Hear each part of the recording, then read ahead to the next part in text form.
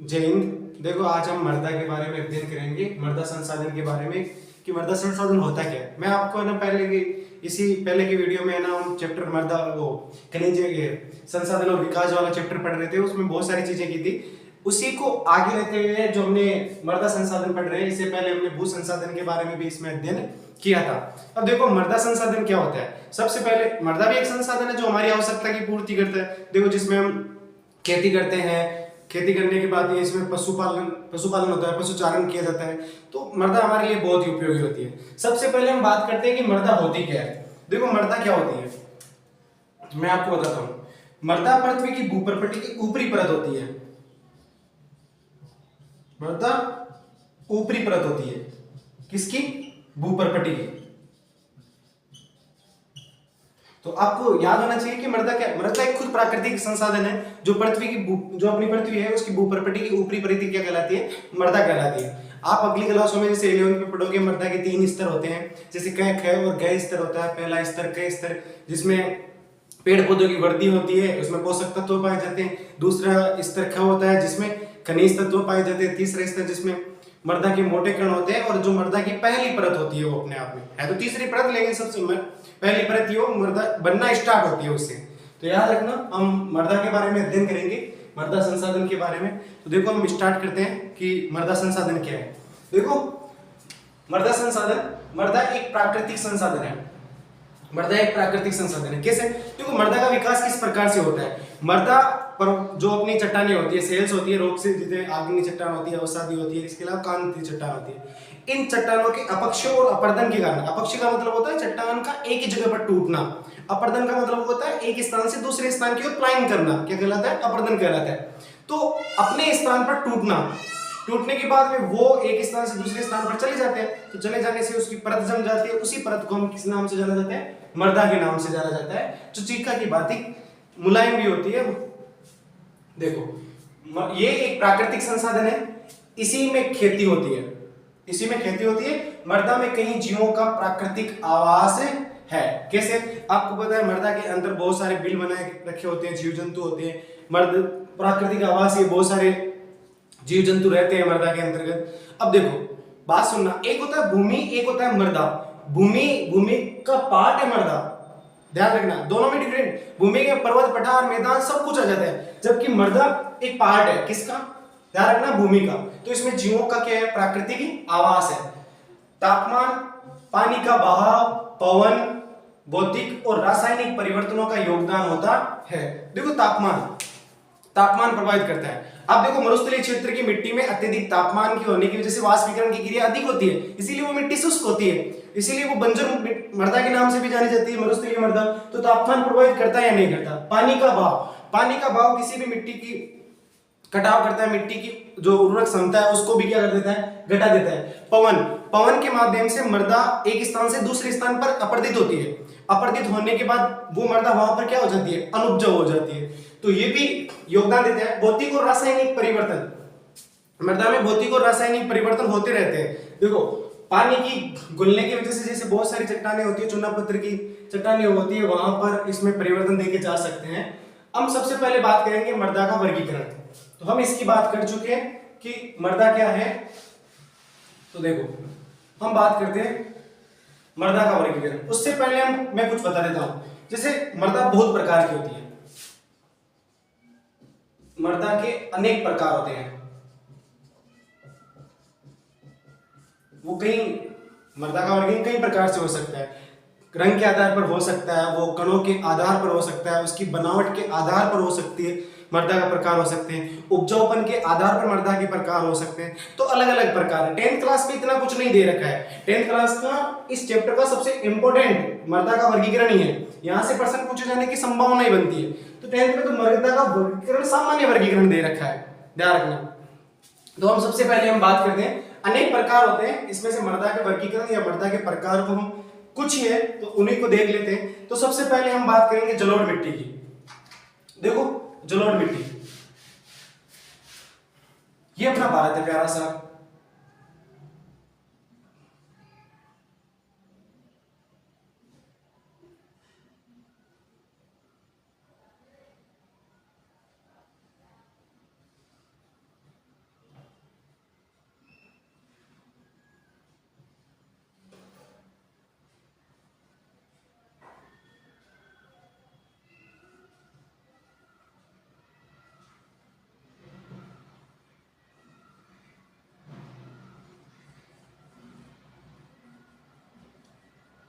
ये भारत है। तो हम सबसे पहले जलोढ़ मिट्टी की बात करते हैं। देखो जलोढ़ मिट्टी क्या है, जलोढ़ मिट्टी कहां से है, यहां हिमालय पर्वत, हिमालय पर्वत की 3 प्रमुख नदियां सिंधु, ब्रह्मपुत्र, इसके अलावा गंगा नदी, इन तीनों नदियां प्रभावित होती है यहाँ से। तो जब ये तीनों नदियां यहाँ से प्रभावित होती है, गंगा, ब्रह्मपुत्र और सिंधु, तो अपने साथ लाए गए अवसादों से, आपको पता है उत्तर के विशाल मैदान का निर्माण होता है। जहां उत्तर का विशाल मैदान है वहीं पर जलोढ़ मृदा है। बात समझना, नदियों द्वारा लाई गई मिट्टी क्या है, जलोढ़ मिट्टी है, ध्यान रखना। कहां से आती है, ये हिमालय पर्वत से आती है। इसके अलावा प्रायद्वीपीय भारत की नदियां जैसे चंबल नदी हो गई, सोन हो गई, केन हो गई, बेतवा हो गई, ये सारी नदियां भी इसी का निर्माण करती है। किसका, जलोढ़ मिट्टी का। तो हम देखते हैं कहां है, ये यहां से स्टार्ट होती है। इस प्रकार से ये जलोढ़ मिट्टी का पूरा भाग है भारत के अंतर्गत। देखो संपूर्ण उत्तरी मैदान जलोढ़ मृदा से बना हुआ है। मैंने आपको उत्तरी मैदान, आपको पता है भारत का, जब मैं 11th क्लास की किताब पढ़ा रहा था आपको, तो भारत का भूगोल पढ़ाया था, तो उसमें मैंने बताया था उत्तर के विशाल मैदान के बारे में कि नदियों के माध्यम से इसका निर्माण हुआ है। अच्छे से देखना, इसको ढंग से लिखते जाना कि संपूर्ण उत्तरी मैदान जलोढ़ मृदा से बना है। जो हिमालय से निकलने वाली नदियां सिंधु, गंगा और ब्रह्मपुत्र द्वारा लाए गए अवसाद से बना है, यानी ये इनके द्वारा लाए गए। जैसे बहुत सारे इसमें कंकड़ मिट्टी होती है, गाद होती है, इसके अलावा बहुत सारे ह्यूमस की मात्रा, इसके अलावा वन्य जीव जंतु जो उसके साथ मरे हुए वो उसके साथ ही आते हैं। तो ये मिट्टी बहुत ज्यादा उपजाऊपन होती है। जब कोई मिट्टी ज्यादा उपजाऊ होती है तो उस मिट्टी में क्या हो जाए, उर्वरकता क्षमता ज्यादा है, तो वहां पर कृषि की संभावना सबसे ज्यादा होगी। जहां कृषि की संभावना सबसे ज्यादा होगी तो याद रखना उस क्षेत्र में जनसंख्या ज्यादा निवास करेगी। इसीलिए आप देखो भारत के उत्तर के विशाल मैदान में सबसे ज्यादा डेंसिटी पाई जाती है, जनसंख्या घनत्व पाया जाता है। देखो इसे, तो ये मिट्टी है कहां भारत में, विशेष तौर पर उत्तर के विशाल मैदान में, उत्तर के विशाल मैदान में, ये ध्यान रखना। कौन सी, जलोढ़ मिट्टी। आयु के आधार पर इसे 2 भागों में विभाजित किया जाता है। आयु के आधार पर इसको कितने भागों में विभाजित किया जाता है, 2 भागों में विभाजित किया जाता है। सबसे पहला 1 नंबर पर पुरातन जलोढ़ मृदा, जिसको बांगर कहते हैं, पुरातन जलोढ़ मृदा। देखो पुरातन जलोढ़ मृदा कौन सी है, किसे कहते हैं। देखो मृदा का वह भाग होता है, मृदा का वह भाग होता है जहां बाढ़ का पानी प्रतिवर्ष नहीं पहुंच पाता है। मृदा का वह भाग जहां बाढ़ का पानी प्रतिवर्ष नहीं पहुंच पाता है, उसे कौन सी मिट्टी कहते हैं, बांगर मिट्टी कहते हैं। ध्यान रखना, इस प्रकार की मृदा में चूना कंकड़ अधिक मात्रा में पाए जाते हैं। देखो ये होती है पुरानी मिट्टी, जहां बाढ़ का पानी प्रतिवर्ष नहीं पहुंच पाता है। तो आप याद रखना बापू से, बा यानी बांगर हो जाए, पू यानी पुरानी मिट्टी। जलोढ़ मिट्टी में जो पुरानी मिट्टी है उसे बांगर कहते हैं। ये ऊंचे टीले होते हैं। देखो मैं बताऊं आपको, यह मान लेना यहां प्रतिवर्ष बाढ़ का पानी पहुंचता है, तो ये मिट्टी यहां होती है, इस वाले क्षेत्र में। ये नदी जा रही है, यहां बाढ़ का पानी पहुंच रहा है, यहां नहीं पहुंच रहा प्रतिवर्ष। इस मिट्टी को कौन सी मिट्टी कहते हैं, जलोढ़ मृदा के नाम से जानी जाती है। देखो आगे बात करते हैं नवीन जलोढ़ मृदा। नवीन जलोढ़ मृदा को खादर कहते हैं। आपने ये तो 8वीं क्लास में पढ़ा होगा। इसमें महीन कण होते हैं, प्रतिवर्ष मिट्टी गाद लेकर आती है, तो इसमें कौन से कण होते हैं, महीन कण। तथा ये बांगर की तुलना में अधिक उपजाऊ होती है, क्योंकि यहाँ पर प्रतिवर्ष क्या नई मिट्टी लाकर बिछा दी जाती है, इसीलिए ज्यादा उपजाऊपन देती है। किसकी अपेक्षा, पुरातन जलोढ़ या बांगर की अपेक्षा, ये ध्यान रखना आपको। इसके देखो जलोढ़ मृदा में पोटास, फास्फोरस और चूना, ध्यान रखना, पोटास, फास्फोरस और चूना। ध्यान रखना नाइट्रोजन और कैल्शियम की मात्रा बहुत सारी मिट्टियों में नहीं पाई जाती है, भारत की में आदि की अधिकता पाई जाती है। अब बात करते हैं फसलें यहाँ पर प्रमुख। गेहूं सबसे ज्यादा होता है, चावल होता है, इसके अलावा गन्ना। मैंने आपको पहले ही बता दिया था कि भारत की इस वाले क्षेत्र में सबसे ज्यादा क्या होती है, गेहूं होता है। आपको पता है यूपी में सबसे ज्यादा गेहूं होता है, इसके अलावा गन्ना यूपी में सबसे ज्यादा होता है। इसके अलावा यहाँ पर चावल की कृषि की जाती है। पश्चिम बंगाल के मैदानी क्षेत्र में, सुंदरबन का डेल्टा क्षेत्र में भी क्या की जाती है, चावल की कृषि की जाती है। तो इस प्रकार से आपको कौन सी मिट्टी याद रखनी है, जलोढ़। जलोढ़ मिट्टी में यहाँ पानी अधिक है, जनसंख्या अधिक निवास करते हैं, तो यहाँ पर गहन निर्वाह कृषि करते हैं। ध्यान रखना, गहन जीविका निर्वाह कृषि करते हैं इस क्षेत्र में, ध्यान रखना विशेष तौर पर। अब देखो आगे बात करते हैं। आप इसमें भारत के मैप में देख लेना, जलोढ़ मिट्टी मैंने बता दी है। इसके अलावा राज्य देखो, तो देखो राजस्थान का पूर्वी भाग हो जाएगा, इसके अलावा गुजरात का पूर्वी भाग, मध्य प्रदेश का उत्तरी भाग, उत्तर प्रदेश, इसके अलावा बिहार, झारखंड, छत्तीसगढ़, पश्चिम बंगाल का उत्तरी पूर्वी भाग हो जाएगा। इसके अलावा अपने हरियाणा का भाग हो जाएगा थोड़ा बहुत, ठीक है। ये इसके प्रमुख क्षेत्र हो गए। अगली कौन सी मिट्टी है? काली मृदा। देखो काली मृदा का निर्माण कैसे होता है, सबसे पहले तो आपको ये जानना बहुत ज्यादा जरूरी है, काली मृदा बनती कैसे है। देखो काली मृदा में मैं बात बताता हूं, आपने देखा होगा जैसे मान लो ये पृथ्वी की भूपरपट्टी है, भूपरपट्टी किसकी? पृथ्वी की, यानी पृथ्वी का सरफेस है। पृथ्वी की आंतरिक भाग में लगभग कितने किलोमीटर नीचे? 400 किलोमीटर नीचे एक मंडल पाया जाता है जिसका नाम है दुर्बलता मंडल, एस्थेनोस्फीयर कहा जाता है इसे, दुर्बलता मंडल। इस दुर्बलता मंडल में यहां पर प्लाज्मा की स्थिति में क्या पाया जाता है? मैग्मा पाया जाता है। यहां क्या पाया जाता है? मैग्मा पाया जाता है। तो ये मैग्मा ज्वालामुखी क्रिया के माध्यम से बाहर निकलता है। क्या निकलता है? बाहर। दो प्रकार से निकलता है, आपको बताऊं। एक तो होता है केंद्रीय उद्गार, एक तो केंद्रीय उद्गार होता है, दूसरा होता है दरारी उद्गार।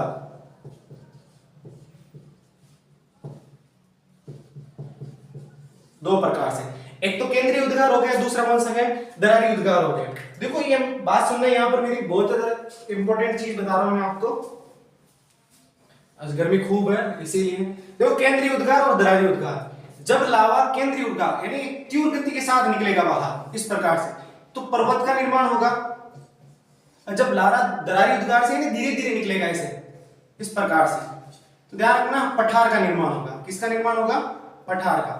मैंने पिछले वीडियो में बता दिया था पठार क्या होते हैं, इस प्रकार से, ये ऊपर से समतल सपाट होता है एकदम, और ढाल इसके क्या होते हैं? पठार के तीव्र होते हैं। इस पठार किसकी वजह से? पठार किससे? दरारी उद्गार से बना, ध्यान रखना। देखो पठार है, इस पठार में अपक्षय की क्रिया होगी। क्या होगी? अपक्षय का मतलब होता है चट्टान का या किसी चीज का अपने स्थान पर टूटना, किसी भी प्रकार से होता है, मानव क्रिया, भौतिक और रासायनिक क्रिया कोई भी हो सकती है। तो पठार टूट गया, टूटने की वजह से एक जगह टूटना, अपक्षय का मतलब होता है किसी भी चीज का एक ही जगह टूटकर वहीं पर गिरना, फिर ये चीज होगी अपर्दित होगी, यानी एक स्थान से दूसरे स्थान पर उसको मूवमेंट कराएगा। कौन करा सकता है? या तो जल करा सकता है या वायु करवा सकती है, ध्यान रखना। तो टूटने के बाद पठार से जिस मिट्टी का निर्माण होता है उस मिट्टी का नाम क्या है? काली मृदा है। क्या हुआ मैं बताऊं आपको, ज्वालामुखी से मैग्मा बाहर निकलता है। क्या निकलता है? मैग्मा बाहर लावा के रूप में आकर क्या हो जाता है? जम जाता है। जमने के बाद पठार का निर्माण होता है। पठार किसी कारण में टूट जाता है, टूटने पर जिस मिट्टी का निर्माण होता है उसका नाम क्या है? काली मृदा है। इस काली मृदा में सबसे ज्यादा क्या पाई जाती है? काली मृदा। इसको रेगुर मृदा भी कहते हैं, यार रेगुर, या कहीं कहीं पर रेगर शब्द भी मिल जाता है आपको। इसको कपासी मृदा भी कहते हैं, कपासी मृदा। देखो इसकी हम विशेषता देख लेते हैं, थोड़ी बहुत यहाँ लिखी हुई है, मैंने इतना कुछ बता दिया है। कपासी मृदा इसलिए कहा जाता है क्योंकि यहाँ पर सबसे ज्यादा क्या होती है? कपास, मूंगफली और गन्ना होता है सबसे ज्यादा। देखो काले रंग के कारण काली मृदा नाम पड़ा है। इसे रेगुर या रेगर या कपासी मृदा के नाम से भी जाना जाता है। भारत में ये क्या है? दक्कन के पठार के उत्तर पश्चिम में पाई जाती है। कौन कौन से स्थान हो गए? महाराष्ट्र हो गए, देखो ये अपना प्यारा सा भारत है, ये महाराष्ट्र हो गया, सौराष्ट्र, गुजरात के भाग को सौराष्ट्र कहा जाता है, ध्यान रखना। यहाँ पर है सौराष्ट्र, गुजरात का एक पार्ट है जिसको सौराष्ट्र के नाम से जाना जाता है। यहाँ पर हो गया मालवा का पठार हो गया, इसके अलावा ये एमपी का भाग हो गया, ये छत्तीसगढ़ के भाग हो गए। इसके अलावा कृष्णा और गोदावरी नदियों के, गोदावरी और कृष्णा नदी के घाटियों में ये मृदा पाई जाती है। एक बात याद रखना, ये मिट्टी कौन सी मिट्टी? काली मिट्टी। जहां पर मैं आपको बताऊं जो स्थान शुष्क है एकदम, जैसे वहां पर वर्षा कम होती है, तो ये उपजाऊपन बढ़ाने के लिए इस मिट्टी का भी क्या इस्तेमाल किया जाता है। और काली मृदा ये सबसे ज्यादा नमी धारण करने की क्षमता, इसमें नमी धारण करने की क्षमता होती है, यानी यहाँ पर लंबे समय तक पानी रखा जा सकता है। और ये मिट्टी होती है कौन सी मिट्टी? काली मिट्टी। इस काली मिट्टी में क्या होता है कि सूख जाने के बाद में इसमें ना दरारें पड़ जाती है, ये अपने आप ही स्वयं ही जुतने वाली मिट्टी है, ध्यान रखना विशेष तौर पर ये चीज। तो काली मिट्टी के बारे में मैंने बता दिया आपको। अगली मिट्टी है लाल पीली मिट्टी। देखो लाल पीली मिट्टी, इनको देख लेना जल्दी जल्दी।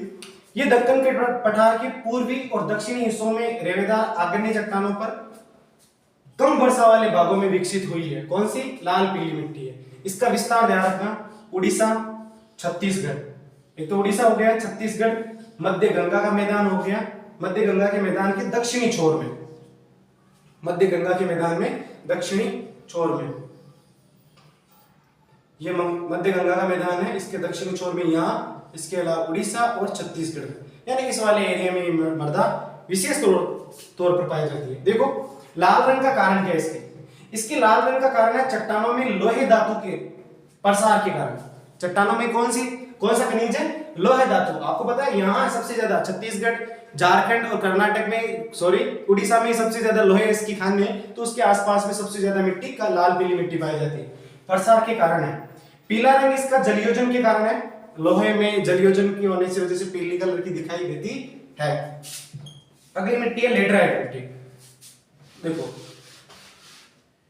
लेटराइट मिट्टी, सबसे पहले लेटराइट मिट्टी की बात करते हैं। याद रखना लेटराइट मिट्टी वही है जहां पर सबसे ज्यादा क्या होगी? वर्षा होगी। जहां सर्वाधिक वर्षा होती है और वर्षा के साथ साथ क्या पाया जाता है? तापमान अधिक होता है। लेटराइट मिट्टी नाम आते ही दिमाग में ये रखना कि वर्षा सर्वाधिक होती है और तापमान भी क्या होता है वहां पर? अधिक होता है। उन्हीं स्थानों पर कौन सी मिट्टी पाई जाती है? लेटराइट मिट्टी। ये मिट्टी भी क्या होती है? अत्यधिक तापमान की वजह से शुष्क ऋतु में ये क्या हो जाती है? कठोर हो जाती है, ईंट की भांति, इसीलिए इसका नाम लेटराइट मिट्टी पड़ा है। देखो लेटेराइट शब्द ग्रीक भाषा का, कौन से भाषा के? ग्रीक भाषा के लेटर शब्द से बना लिया गया है। ग्रीक भाषा के लेटर शब्द से लिया गया है, जिसका अर्थ होता है ईंट। ये ध्यान रखना, जिसका अर्थ क्या होता है? ईंट होता है। देखो इसका निर्माण उष्णकटिबंधीय और उपोष्णकटिबंधीय जलवायु क्षेत्रों में। देखो आपको मैं बता देता हूं, इसका निर्माण, ये अपनी पृथ्वी है, ये 23.5 डिग्री है, ये 0 डिग्री है भूमध्य रेखा, 23.5 डिग्री उत्तरी, 23.5 डिग्री दक्षिणी। ये पूरा का पूरा है ना, इसको कर्क रेखा, ये मकर रेखा हो गई, ये उष्णकटिबंध है। अरे इसके ऊपर वाला क्षेत्र कौन सा होगा? उपोष्ण। इस क्षेत्र में विश्व में ये मिट्टी पाई जाती है। भारत के संदर्भ में बात करें तो कटिबंधीय जलवायु क्षेत्रों में आर्द्र और शुष्क ऋतु के एक के बाद एक आने के कारण इसका निर्माण होता है। अब इसकी प्रमुख विशेषताएं देख लेते हैं कि कौन कौन सी विशेषता होती है। ये गहरी तथा अम्लीय होती है। आपने पीएच स्केल पढ़ा होगा, पीएच स्केल के अंतर्गत देखो अम्लीय और क्षारीयता। देखो ये मान लो पीएच स्केल है, ये यहां पर 0 है,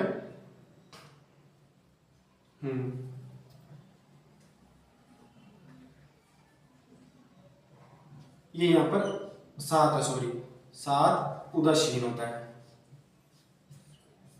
यहाँ 0, ये यहाँ पर 14। ये स्थिति अम्लीय होती है, ये स्थिति क्षारीय होती है। ध्यान रखना, आपको पढ़ा होगा पीएच स्केल।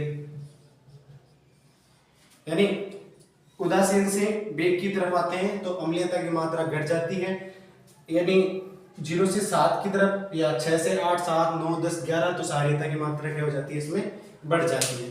तो यह आप ध्यान रखना थोड़ा सा। तो इसमें किसकी मात्रा बढ़ जाती है? इसमें अम्लीय होती है, गहरी अम्लीय होती है। इसमें पौधों के पोषक तत्वों की कमी होती है। इस मिट्टी में पौधों के पोषक तत्वों की कमी होती है। यहां पर वन पाए जाते हैं, ध्यान रखना, पर्णपाती वन। यहाँ वन कौन कौन से पाए जाते हैं याद रखना, आप लिख लेना इसको, आपको नहीं दिखाई दे रहा है तो। पर्णपाती वन, इसके अलावा सदाबहार वन। आप याद रखना सदाबहार वन उन्हीं क्षेत्रों में पाए जाते हैं जहां 200 सेंटीमीटर से अधिक वर्षा होती है और तापमान अधिक होता है।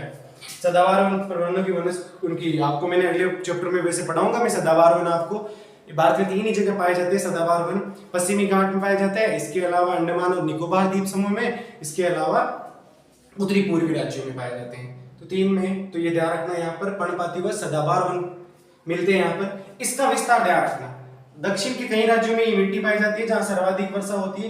इसके अलावा महाराष्ट्र के पश्चिमी घाट में ये मिट्टी, ये मृदा सर्वाधिक महाराष्ट्र के पश्चिमी घाट में। इसके अलावा ये मिट्टी उड़ीसा में भी पाई जाती है। इसके अलावा ये मिट्टी पश्चिमी बंगाल के कुछ भागों में पाई जाती है। तो ये आपको विशेष तौर पर ध्यान रखना। इस लेटराइट मिट्टी की सबसे बड़ी विशेषता बताऊं आपको, इसमें एक तो कॉफी की फसल सबसे ज्यादा होती है। अब आप याद रखना, कॉफी से एक नाम बहुत ज्यादा फेमस है, कर्नाटक। कर्नाटक में सबसे पहले कॉफी की बाबा बुदन की पहाड़ियों में, याद रखना, बाबा बुदन की पहाड़ियों में कॉफी का उत्पादन सबसे ज्यादा होता है। इसके अलावा याद रखना, कॉफी तमिलनाडु में होती है, और इसके अलावा केरला में सबसे ज्यादा कॉफी होती है। और इसी लेटेराइट मिट्टी में एक बात याद रखना, सबसे ज्यादा क्या होता है, काजू होता है। सबसे ज्यादा क्या होता है, काजू। काजू एक तो होता है तमिलनाडु में, इसके अलावा एक कर्नाटक में होता है, इसके अलावा एक केरल में होता है काजू की खेती। आंध्र प्रदेश में भी काजू होते हैं, ध्यान रखना, काजू के पेड़ होते हैं जिसमें लगते हैं काजू। ये कॉफी हो गई, ये हो गई लेटेराइट मृदा। अगली मृदा की बातचीत करते हैं हम।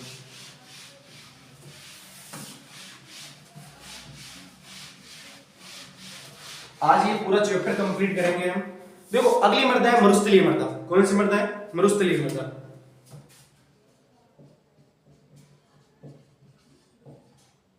नोट डाउन करते जाना इसको, यानी आप अपनी नोटबुक में इसको लिखते जाना, वापस बाद में या रोक के या पहले समझ लेना, उसके बाद में दूसरी बार वीडियो देखकर इसके नोट्स बना लेना, कंप्लीट नोट्स बना लेना एक कॉपी में अलग से। देखो मरुस्थलीय मृदा की बात करें, इसका रंग लाल व भूरा होता है। ये रेतीली व लवणीय मृदा होती है। इसकी विशेषता, ये शुष्क जलवायु व उच्च तापमान के कारण ये सब होता है। इसके कारण देखो इसका रंग कैसा होता है, इसका रंग याद रखना, लाल रंग सबसे पहले, लाल व भूरा होता है। यहां जलवायु शुष्क होती है।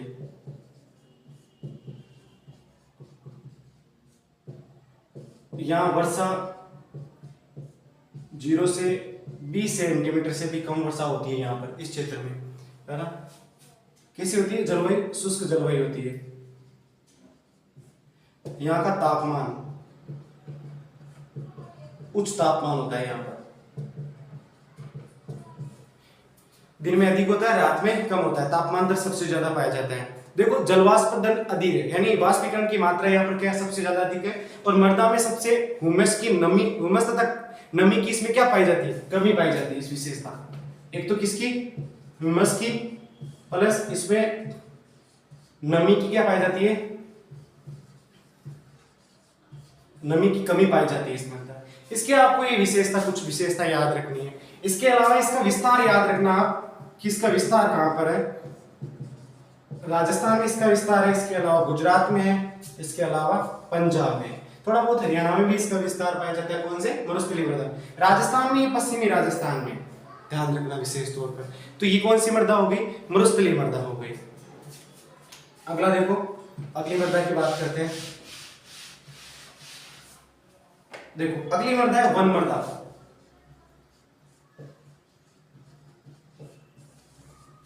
कौन सी मृदा है, वन मृदा। ये मृदा पहाड़ी और पर्वतीय क्षेत्रों में पाई जाती है विशेष तौर पर, ये ध्यान रखना। ये मृदा पहाड़ी और पर्वतीय क्षेत्रों में पाई जाती है। कहां पाई जाती है, पहाड़ी और पर्वतीय क्षेत्रों में विशेष तौर पर पाई जाती है। मैं जैसे बोल रहा हूं वैसे आप नोट डाउन भी कर सकते हैं, इसको ध्यान रखना। पहाड़ी और पर्वतीय क्षेत्रों में पाई जाती है। यहां पर्याप्त वन उपलब्ध होते हैं, पर्याप्त वन उपलब्ध होते हैं। तो वन्य मृदा है तो ऑब्वियसली बात है कि यहां पर वन सबसे ज्यादा होंगे। इनका गठन पर्वतीय पर्यावरण के अनुसार बदलता रहता है, ध्यान रखना। इनका जो संगठन है इस मृदा का, वो पर्यावरणीय या पर्वतीय क्षेत्र के पर्यावरण के अनुसार इसका बदलता रहता है।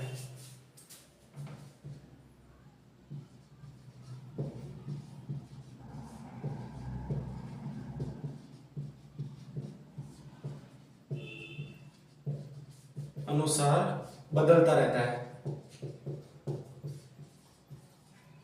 कैसे, देखो मैं बताऊं आपको। नदी घाटियों में ये मृदा होती है ना, दोमट तथा सिल्टदार होती है। यानी अलग अलग क्षेत्रों में, जैसे पर्वतीय क्षेत्र अलग है, हिमालय पर्वत अलग है, प्रायद्वीपीय भारत का पठारी क्षेत्र में पर्वतीय क्षेत्र अलग है। तो उनमें सब ये किसके अनुसार, पर्वतीय पर्यावरण के अनुसार ये मृदा कैसी है, बदलती रहती है। जैसे दक्षिण में उष्णकटिबंधीय क्षेत्र है, तो उत्तर में कौन सा है, शीतोष्ण कटिबंधीय क्षेत्र है। तो ये उसके अनुसार क्या होती है, बदलती जाती है। तो याद रखना है नदी घाटियों में ये मृदा कैसी होती है, दोमट मिट्टी होती है, ध्यान रखना। अब यहां से एक बहुत ही इंपॉर्टेंट प्रश्न पूछे जाने की जो संभावना है, मुझे जहां तक लगता है कि इस बार भी ये पूछा जा सकता है, क्या है, मृदा अपरदन और संरक्षण। तो ये देखना टॉपिक, मृदा अपरदन और संरक्षण, ये सबसे ज्यादा इंपॉर्टेंट है। यहाँ 10th क्लास में पूछे जाने का सबसे बढ़िया यही है, यहां से पूछे जाने की संभावना सबसे ज्यादा बनती है, ध्यान रखना। तो देखो मृदा अपरदन और संरक्षण की बात करें हम, देखो सबसे पहले हम बात करते हैं मृदा अपरदन कि मृदा अपरदन किसे कहते हैं।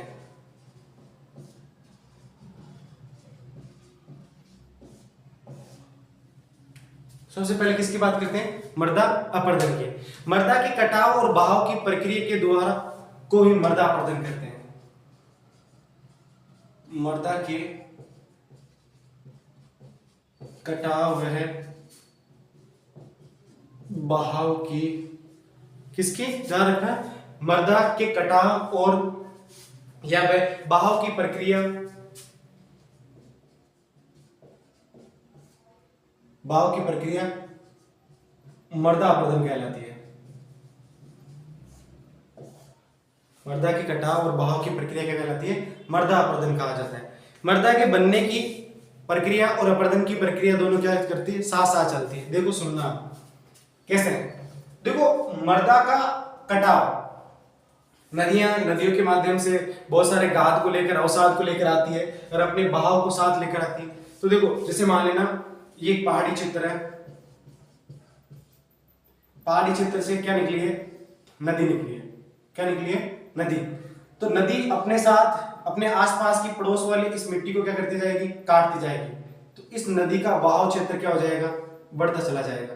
फिर और काटेगी और क्या हो जाएगा, नदी का बहाव क्षेत्र बढ़ता जाएगा। तो इस वाले क्षेत्र में पहले नदी इतनी सी थी, इस वाले क्षेत्र में नदी ने क्या कर लिया, कटाव कर लिया। कटाव करने के साथ साथ नदी अपने साथ क्या ले गई, उन अवसादों को अपने साथ वहन करके ले गई। जब वहन करके ले गई तो जो ये नदी है, नदी कौन सी अवस्था में, वर्धावस्था में। वर्धावस्था में कहा, नदी अपने मुहाने में, जहां नदी किसी समुद्र या खाड़ी या झील में गिरती है, उससे पहले नदी अपने साथ इसको बहाव नहीं ले पाएगी, तो इसका वो निक्षेप कर देगी। इस अवसाद का निक्षेप का मतलब होता है जमाव, इसका क्या कर देगी, जमाव। उसी से कौन सी मिट्टी का निर्माण हो जाएगी, जलोढ़ मृदा का निर्माण। मैंने ये चीजें आपको पहले समझा चुका हूं, ये ध्यान रखना। तो इस प्रकार से इसका कटाव होता है, तो उसे क्या कहते हैं, मृदा अपरदन। अपरदन का मतलब होता है कि ये नदी द्वारा जो लाया जा रहा है अवसाद, उसको एक स्थान से दूसरे स्थान पर वहन किया जा रहा है, जो नदी के माध्यम से हो सकता है, पवन के माध्यम से हो सकता है, हिमनदी के माध्यम से भी हो सकता है। अब देखो मृदा अपरदन के कारण देखते हैं। सबसे पहले मृदा अपरदन के कारण, मृदा अपरदन के कारण दो कारण हो सकते हैं। एक तो हो सकता है भौतिक कारक, एक हो सकता है मानवीय कारक। देखो दोनों इंपॉर्टेंट है। भौतिक कारक में दो तीन चीजें याद रखना। एक तो पवन द्वारा अपरदन, क्या, किसके माध्यम से, पवन के अपरदन। इसके अलावा हिमनदी,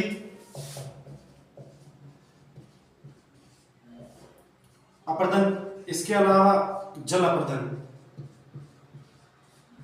ये भौतिक कारक है। यानी पृथ्वी या प्रकृति के माध्यम से, इन्हीं के माध्यम से क्या हो रही, मृदा क्या हो रहा है, अपरदन हो रहा है। इसके अलावा एक कारक होता है मानवीय कारक, वनोन्मूलन।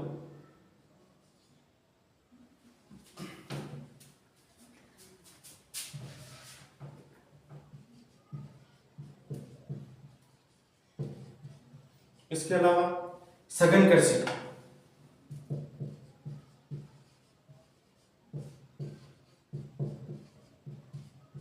मैं आपको ये बता रहा हूं, आपको इसके कारक बता रहा हूं कि मृदा अपरदन के कौन कौन से कारण होते हैं। इसके अलावा अति पशुचारण, ये आप नोट डाउन करते जाना, लिखते जाना इनको। अति पशुचारण, इसके अलावा खनन या उत्खनन। तो ये 4-5 बिंदु, इसको भी विशेष तौर पर आपको ध्यान रखना है।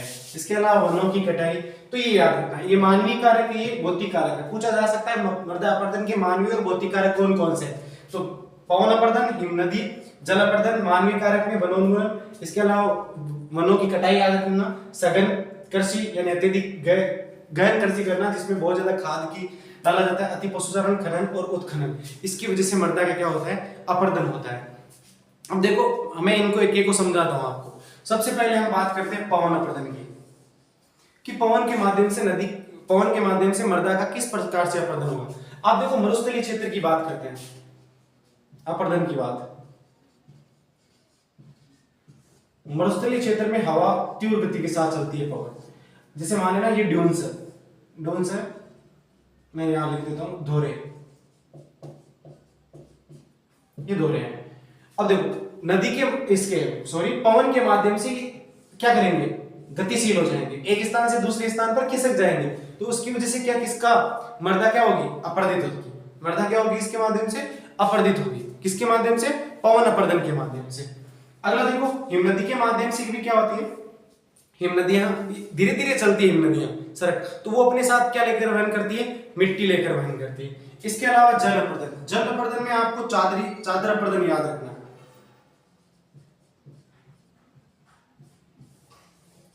क्या याद रखना है, चादर अपरदन याद रखना।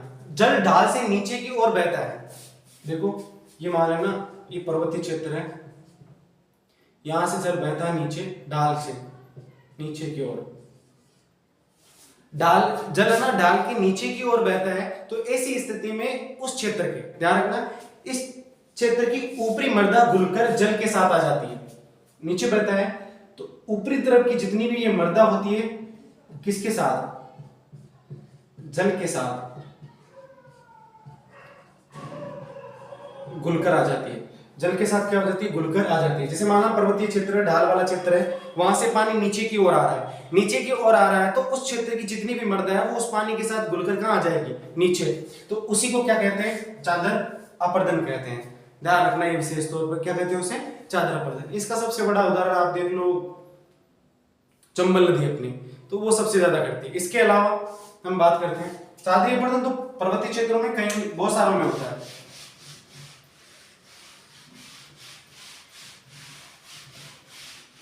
अभी संरक्षण नहीं पढ़ा है, संरक्षण बाद में पढ़ेंगे। देखो एक होता है अवनालिकाएं,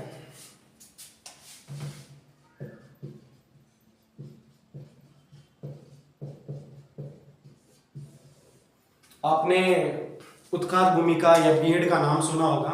ये क्या होता है, बहता जल मृतिका युक्त मृदा को, याद रखना, बहता जल मृतिका युक्त मृदा को काटते हुए गहरी वाहिकाओं यानी नाले का बनाता है, ऐसी को अवनालिका अपरदन कहते हैं। जैसे इस प्रकार से काटते हुए जा रहा है, तो ये जो गर्त बनाया जा रहा है, उत्खात भूमि है जिसको हम बीड़ कहते हैं, उसी को क्या कहते हैं, अवनालिकाएं कहते हैं। ऐसी भूमि जोतने योग्य नहीं होती है, इसको उत्खात भूमि कहते हैं, इसको बेडलैंड, उत्खात भूमि कहा जाता है इनको, याद रखना। वापस सुनना परिभाषा, बहता हुआ जल मृतिकाएं, आप नोट डाउन करते जाना इसको, बहता हुआ जल मृतिका युक्त मृदा को काटते हुए गहरी वाहिकाएं बनाता है, जिन्हें अवनालिका कहा जाता है। ऐसी भूमि जोतने योग्य नहीं होती है और इसे ही उत्खात भूमि के नाम से जाना जाता है।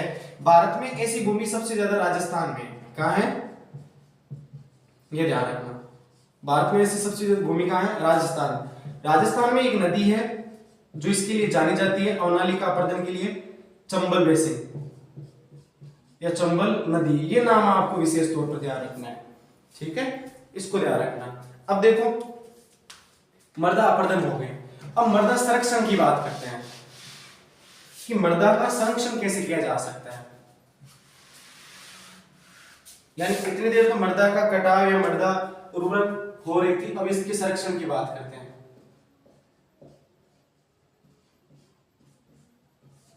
तो सबसे ज्यादा पेड़ पौधे लगाकर, क्या लगाकर, पेड़ पौधे लगाकर, यानी वनोरोपण करना। इसके अलावा दूसरा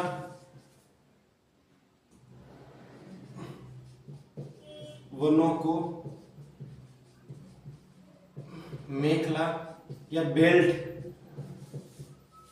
में लगाना, जिसकी वजह से पवन अपरदन को आसानी से रोका जा सकता है। जैसे मेड़ पर बहुत सारे पेड़ लगाते हैं ना, हवा आती है तो मिट्टी को उड़ा के नहीं ले जा सकती। जब मिट्टी को उड़ा के ले जाएगी तो उसमें क्या उर्वरकता की मात्रा है वो अपने आप ही क्या हो जाएगी, घट जाएगी, जिसकी वजह से मृदा अपरदन होने लग जाएगा। जिससे मान लेना ये आपका एक खेत है, इस खेत में यहाँ खूब सारे क्या लगा रखे हैं, पेड़ पौधे लगा रखे चारों तरफ,